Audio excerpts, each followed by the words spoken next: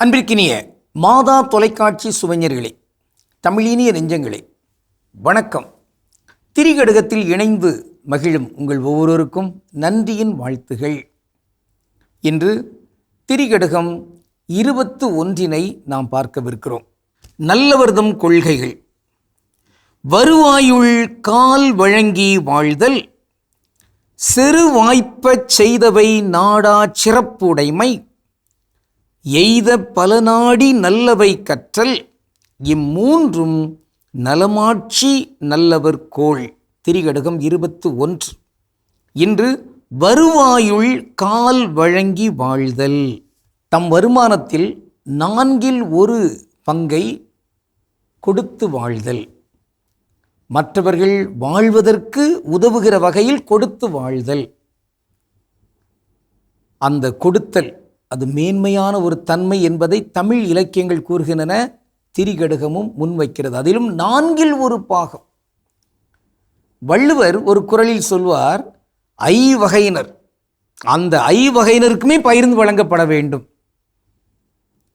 அப்படி என்றால் அந்த ஐவகையினருக்குமே 20 விழுக்காடுகள். யார் அந்த ஐவர்? குறள் இப்படி சொல்கிறது: தென்புலத்தார் தெய்வம் விருந்தொக்கல், ஆங்கைம்புலத்தார் ஓம்பல் தலை என்று சொல்வார். அப்போ இந்த ஐவகையினர், தென்புலத்தார் நம்முடைய முன்னோர்கள், அவர்கள் வாழ்ந்து காட்டிய அந்த விழுமியங்கள், அவையெல்லாம் வாழ்வதற்கு இங்கு உதவ வேண்டிய 20 விழுக்காடு கொடுக்கணும். தெய்வம், இறைவன், இறை வழிபாடு, அதற்குரிய செயல்பாடு 20 விழுக்காடு. விருந்து, நம்முடைய விருந்தினர், ஏழை எளியவர்கள், நம்மை நாடி வருகிறவர்கள், அவர்களுக்கு 20 விழுக்காடு. ஒக்கல், அவங்க உறவினர்கள், நம்முடைய உற்றார்கள், அவர்கள் யாரேனும் ஏழைகளாக இருக்கிறாங்க அல்லது நம்மை தேடி வருகிறாங்க, அவர்களுக்கு. அதன் பிறகு தன் குடும்பம், அவங்களுக்கு 20 விழுக்காடு. அப்போது 100 லட்சம் ரூபா ஒரு ஆளுக்கு ஊதியம் கிடைக்குதுன்னா அதில் 20,000 தான் அந்த வீட்டுக்கு, மீதி 80,000 இந்த 4 வகையினருக்கும் என்பதெல்லாம் கொடுக்கப்பட்டிருக்குது. சக்கையை சொல்கிறார், யாரையாவது நான் ஏமாற்றி ஏதாவது கவர்ந்திருந்தால் 4 மடங்காக திருப்பி கொடுக்கிறேன்.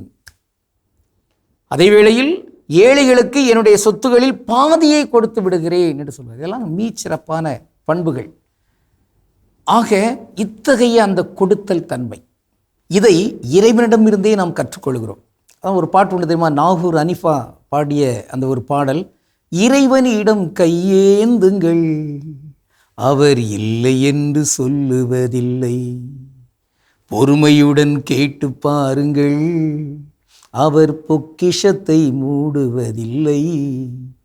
அதுதான் விஸ்வநாதன் இப்படி ஒரு பாடல் பாடார்: அள்ள அள்ள குறையாத ஆழியம்மா உனதுள்ளம். அப்போது இந்த இறைத்தன்மையில் இருக்கிறவங்க, இறைவன், இவங்கெல்லாம் 100 விழுக்காடு நமக்கு தர்றாங்க. அருமை, கற்றுக்கொள்ள வேண்டும் கொடுத்தலை. இன்று நாம் ஆய்ந்து பார்க்க வேண்டிய ஒரு சொல் வருவாயுள். அது என்ன பொருள்? நமக்கு வருகின்ற வரவு. ஆனால் அதை ஏன் வருவாயில் அப்படின்னு போடாமல் வருவாயுள் நீட்டு நல்லாதனார் பதிவு செய்திருக்கிறார்? இதுதான் சரியான இலக்கண தமிழ். ஆக அவர்களில் 2 பேர் என்பதல்ல, அவர்களுள் 2 பேர். பெண்களில் மேலானவர் என்பதல்ல, பெண்களுள். எனவேதான் அருள் நிறைந்த மரியே வாழ்க, ஆண்டவர் உடனே பெண்களுள் பேறு பெற்றவர் நீர் அப்படின்னு வரும். பெண்களுள், பெண்களுக்குள் அப்படின்னு முதல்ல சொல்லிட்டு இருந்தோம். அப்படி அல்ல, பெண்களுள் என்கிற அந்த செய்தி. இந்த வகையில் வருவாயுள் என்று பயன்படுத்துவது போன்று பலவற்றை நாம் பயன்படுத்த முயற்சி எடுக்கலாம். இன்னும் கூட பலரும் மக்களில் இத்தனை பேர் இருக்கிறாங்க, அந்த வகுப்புகளில் இத்தனை பேர், அப்படி இல்லை, இல்லல்ல, உள் என்கிற வகையில் அதை பயன்படுத்துவதற்கு முயற்சி மேற்கொள்வோம். ஆக இங்கு நம் வருவாயுள் 4/1 நாம் பிறருக்கு கொடுத்து வழங்கல். அத்தகைய வாழ்க்கை முறையை வாழ்வதற்கு திரிகடுகம் நமக்கான ஒரு அழைப்பை கொடுக்கிறது. ஏற்போம். கடவுளுக்கு திருவிழமானால் நாளை திரிகடுகத்தில் இணைந்து மகிழ்வோம். நன்றி, வணக்கம்.